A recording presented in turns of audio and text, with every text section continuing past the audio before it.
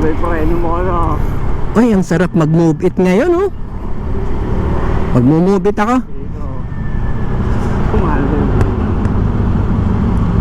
Natay papito. Yan, oh. Yan, oh. Uy. Yari tayo dyan. Madadali tayo ni Mrs. Pero, pagtuka nga naman. Pagtog.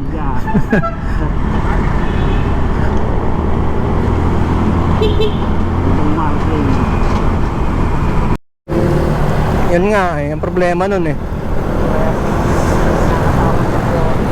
Ah, bago na kinakasama nun? Oo, bata pa. Bata pa nga kay David.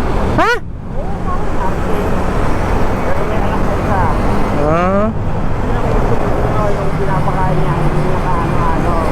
Ay, nako. Tayo